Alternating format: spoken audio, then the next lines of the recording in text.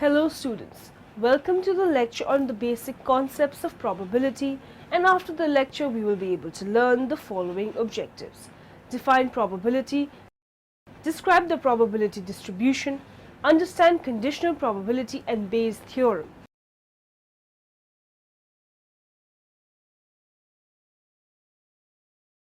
Let's start with a brief introduction to the basic concepts of probability.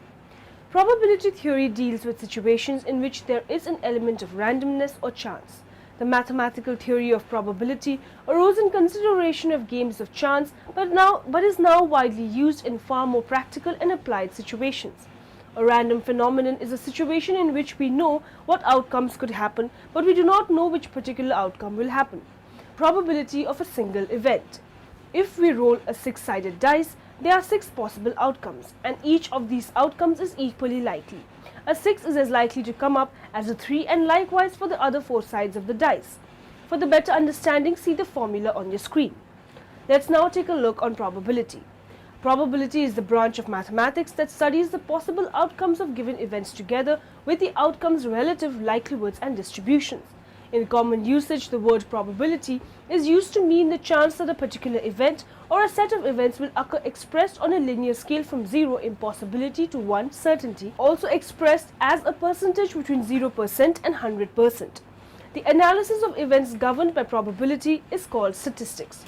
Frequentists view probability simply as a measure of the frequency of outcomes, while Bayesians treat probability more subjectively as a statistical procedure that endeavors to estimate parameters of an underlying distribution based on the observed distribution.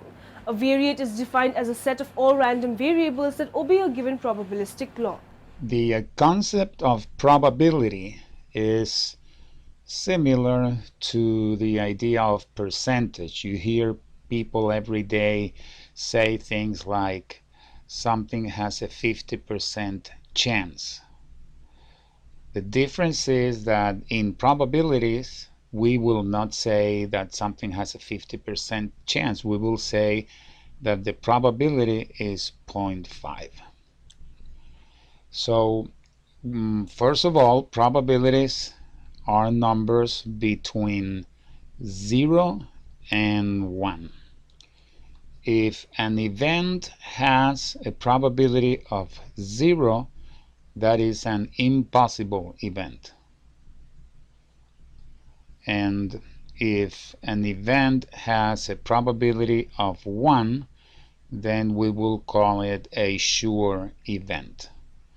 Not only that, the sum of all the probabilities in any particular situation is 1. What we mean is this. Let me give you a little example. Let's say that when a child is born, the probability that the child will be a girl is 0.6. So what is the probability that the child will be a boy?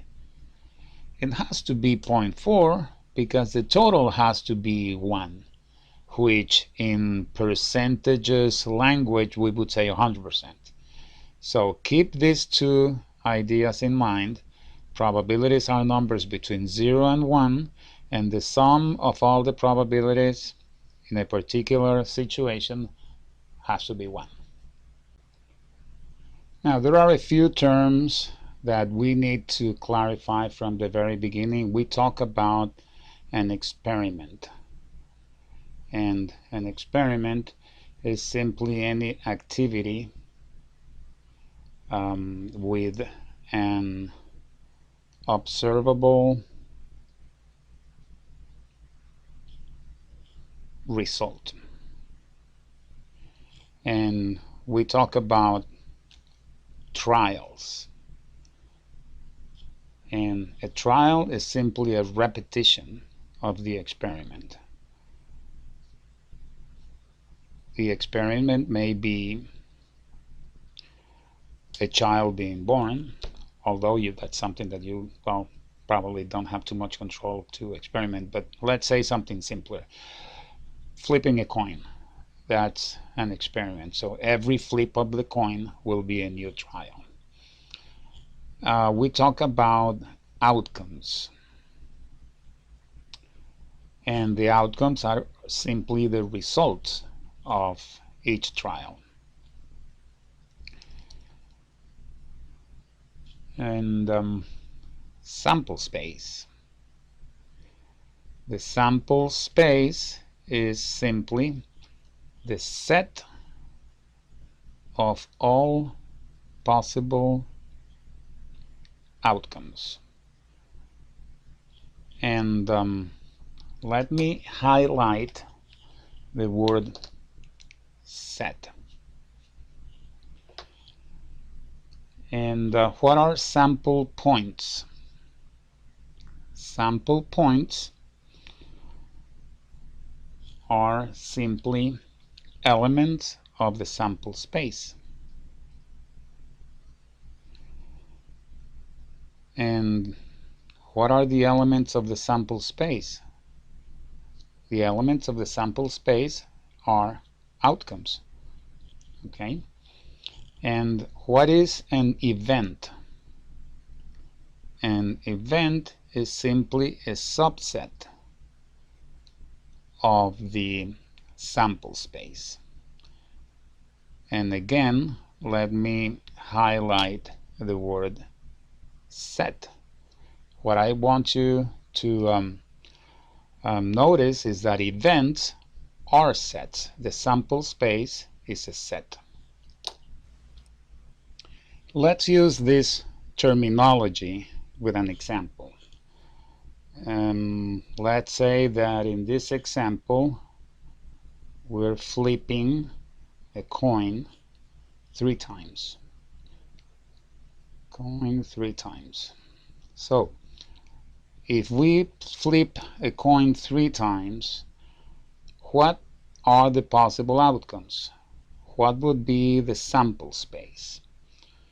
Well, if I represent heads with an H and tails with a T, then when I flip a coin 3 times, we may get head, head, head, or maybe we get head, head, tail. That means a head on the first flip of the coin, a head on the second, and a tail on the third. Or we may get H, T, H, or T, H, H.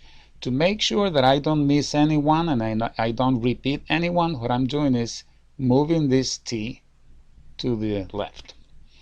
Now let's say that we have 2 tails. So I'm going to move now the head to the right. So I'm going to have tail, head, tail, and then tail, tail, head. Or finally I could have 3 tails. So we have 1, 2, 3, 4, 5, 6, 7, 8 outcomes. This is our sample space. Now, what are the sample points? This is a sample point. This is another sample point. Any element of the sample space is a sample point. So these sample points are simply the outcomes of a particular trial. And we could consider the event of getting the event, let's call it A, which is getting only 2 heads, getting exactly 2 heads. Exactly 2 heads. So if we are considering this example, so what is the event A? It will be made up of head, head, tail, because in here we have 2 heads, or head, tail, head, or tail, head, head, and that's about it. So that is the event A, which is getting exactly 2 heads. And this event is, of course, a subset of the sample space. When talking about sets, we use the notation, this notation, n of A, for the number of elements in A. Number of elements in A. And therefore, this would be the number of elements in the sample space. Now, a formula that we will use frequently, but that we cannot use always, is The probability of a certain event A is the number of ways that A can happen, the number of possible outcomes in A, divided by the total number of sample points. We will frequently use this formula to calculate probabilities, but keep in mind that this formula is valid only if all sample points are equally likely. Let me give you an example. Let us understand the probability distribution. Probability distributions are a fundamental concept in statistics. They are used both on a theoretical level and a practical level. A probability distribution is a table or an equation that links each outcome of a statistical experiment with its probability of occurrence.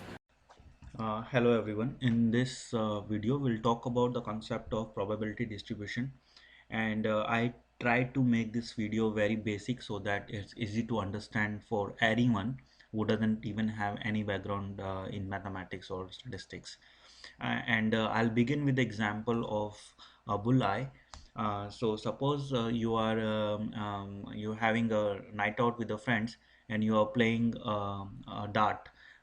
So you are throwing the dart on the target, but you are not a good player. So if you are not at all a good player, so if we look at your all the throws, then you will have a random throw everywhere. So if I try to mark down the throws you have done, so your throws will be like anywhere on the target, right? So you can either go on the red side, or you can go even on the walls.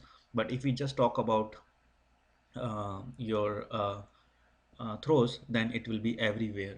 And this is what we call random distribution. So if I try to draw a line, so if I try to look at this segment, suppose, and I try to see how many you have, how many targets were there. So if I try to draw this line here, so what I'll see is that in the left side you have certain throws. Suppose you have two throws, then on the white portion on the left side you again have around two or three uh, like target throws, and then again on the red strip you have again two or three uh, targets, and then again. So this is how your distribution will look like. So what you did is, you're not a good player, so you made like random throws, and they were not although you meant to target them on the center, but you cannot do it, so they were all randomly distribution. So this is what we call random distribution. When event occurs without any preference, they can go anywhere, so that's what we call random distribution. And another scenario will be like, suppose rain. So it is cloudy today and it can rain anytime, but there is no preference. Rain can happen in the day, rain can happen in the night, it can happen in the morning. So that is also a random event, so we call this as a random event.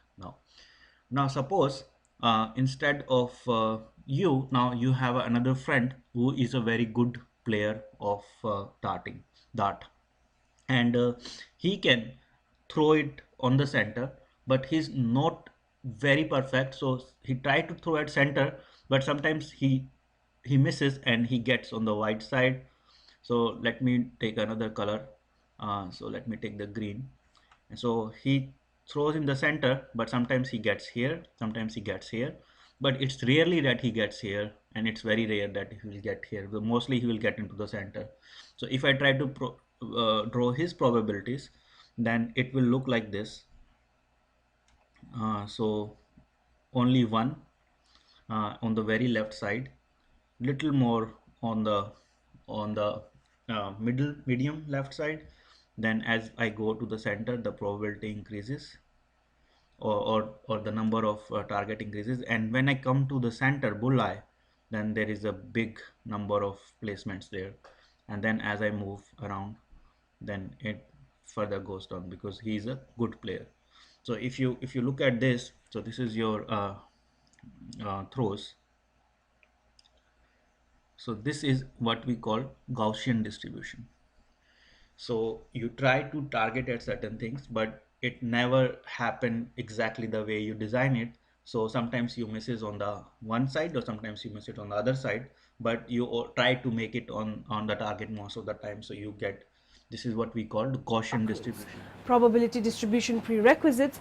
A probability distribution is a table or an equation that links each outcome of a statistical experiment with its probability of occurrence. For better understanding, let's have a look at your screen. Cumulative probability distributions.